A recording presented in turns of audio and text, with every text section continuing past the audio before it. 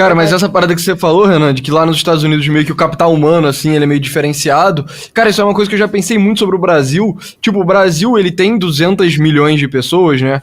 Que matematicamente pode fazer achar que é mais ou menos metade do tamanho dos Estados Unidos. Mas na prática, para fins políticos e algumas outras coisas, não são exatamente 200 milhões de pessoas, são tipo 40 milhões. Sei lá, entendeu? Então, tipo, é menos gente, essas pessoas têm mais coisas em comum, assim. Tipo, se você fizer uma empreitada midiática pra massa, você vai focar nos 160 milhões de pessoas que são lobotomizadas, assim, dos brasileiros, e você vai ignorar completamente os 40 milhões que têm alguma capacidade de fazer alguma coisa, entendeu? Então, acaba sendo... É meio paradoxal, né? A gente pensa o Brasil como um país gigantesco, mas meio que não é. O negócio da não linearidade é tipo, cara, se você conseguir um número grande o suficiente das pessoas desse grupo que tem alguma capacidade de gerativa, de gerar alguma coisa nova, é meio que... É tudo que você precisa, assim. Foi como a esquerda governou o Brasil por muito tempo, né? Em nenhum momento da história do Brasil, o Brasil foi um país majoritariamente progressista. Isso só nunca aconteceu, né? Tipo, você tinha lá os intelectuais de esquerda do MDB, os caras meio derivados do PCdoB e do PCB e tal. Eles controlavam a parcela pensante do Brasil e eles subornavam o resto com migalha. É isso, essa era a coalizão de esquerda. E será que não dá pra você encantar com ideias e coisas novas, vindo da direita agora, essa parcela de 40 milhões de pessoas que pensa, sabe? Cara, eu sinto também que o Brasil tem um descolamento grande entre elite nos termos... Elite olhando pra baixo e elite na sua forma conceitual, né? Então, tipo, as pessoas que têm cabeça de elite, elas estão longe do poder de uma forma que nos Estados Unidos não é tão verdade. Então, assim, não tô dizendo que a política americana é extremamente representativa, o modelo americano, na verdade, provavelmente, ele em tese, pelo menos, é menos representativo que o brasileiro, né? Esse é o argumento pra gente ter pluralidade de partidos, etc. Mas, ao mesmo tempo, também, cara, o Brasil é regido por uma camada que, por definição, é elite, né? Porque governa, mas que, de certa forma, também não é elite. Então, são meio que usurpadores, né? Não tem legitimidade. É um governo ocupado, cara. E aí, Edinaldos.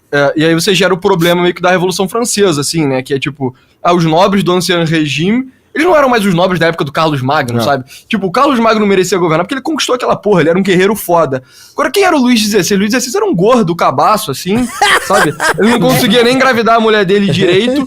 E aí tinha todos os burgueses que eram realmente quem meio que merecia governar, tava de fora e falaram: se eu tomar esse governo pra mim? Se eu tomar esse governo pra mim? Vou rapar o gordo. E meio que no Brasil é um pouco isso, né? Tipo, você tem essa elite política propriamente, cara... Que é elite por definição, porque governa. Exato, completamente meio degenerada de todas as formas possíveis.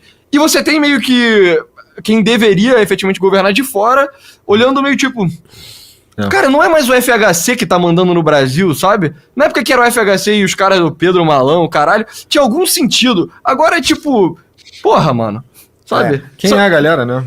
Isso é muito verdade. O que você falou, olha, as pessoas, você pegou uma lembrança, cara, que se você pensar assim, elites tecnocráticas moderninhas globais, final dos anos 90, começo dos anos 2000, o Fernando Henrique Cardoso, ele ia pra Camp David com o Tony Blair e com o Bill Clinton. Ele andava, o Bill Clinton ficava lá tocando saxofone com o Fernando Henrique, olhando e tal.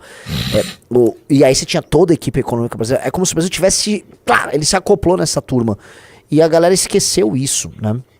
Não só esqueceu, como talvez uma parte da elite achou que isso tinha virado o normal. O normal E acho que achou, porque talvez os anos de PT deram essa sensação estranha para as pessoas. Só que a coisa tá muito edinaldizada. Isso que você falou assim, é tudo muito degenerado, cara. É tudo muito grotesco, é tudo muito horroroso. Só que eu ia te perguntar pra vocês não acham que o STF pensa que ele próprio é a resposta a isso? Com certeza absoluta. E de certa forma, eu dou o braço a torcer que em algum nível é mesmo, né? Porque o nível, por mais...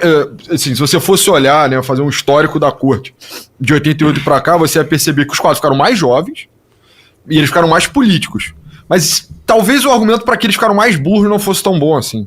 Então, em alguns... tipo, naturalmente você tem alguns expoentes da velha guarda e tal, sabe? Um cara que eu acho foda era os Grau, o próprio Gilmar Mendes, você sempre fala que é um cara genial. Esses caras estão acima do Toffoli, por exemplo. Mas não é como se a cor tivesse ido pro caralho também, entendeu? Não tá cheia de jumentos. Nós não fez o movimento da Câmara ou até o movimento da presidência, né, da administração federal no geral.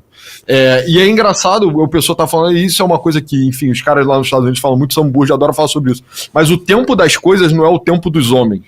Então as coisas podem morrer sem que os homens vejam.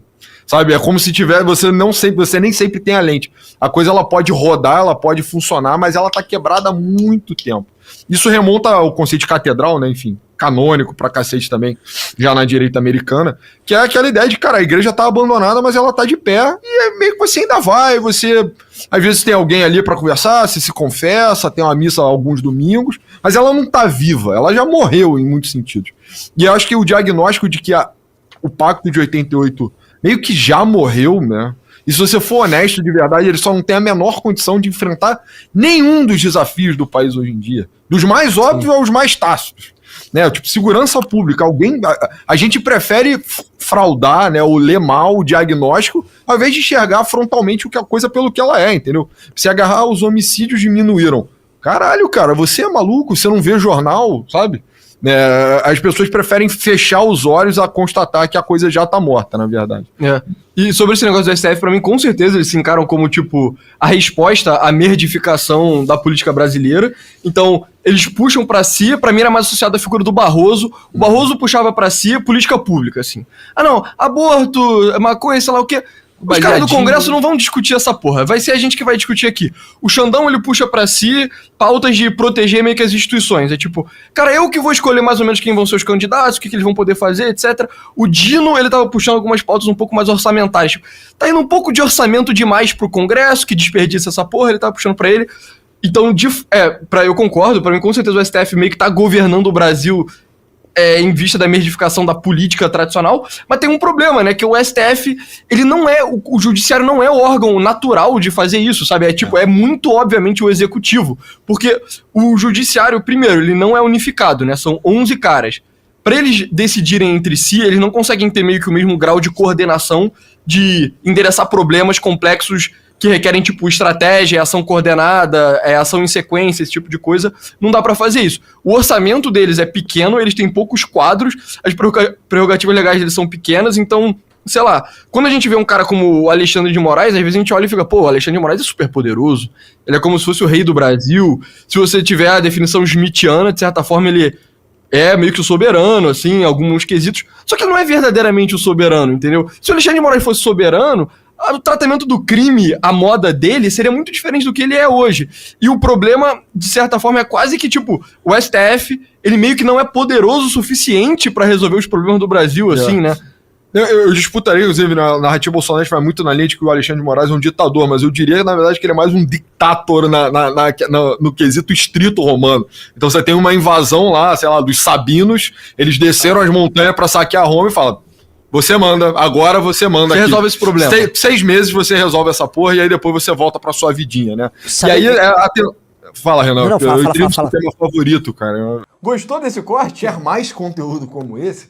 Então você vai gostar muito do nosso site, onde nós compartilhamos conteúdos exclusivos gratuitos e os pagos também, caso você goste muito. Então entra lá que não tem nenhuma barreira, não tem nenhuma propaganda, não tem nenhuma taxa do YouTube que você vai gostar muito do conteúdo. Nos vemos lá. Valeu! Valeu!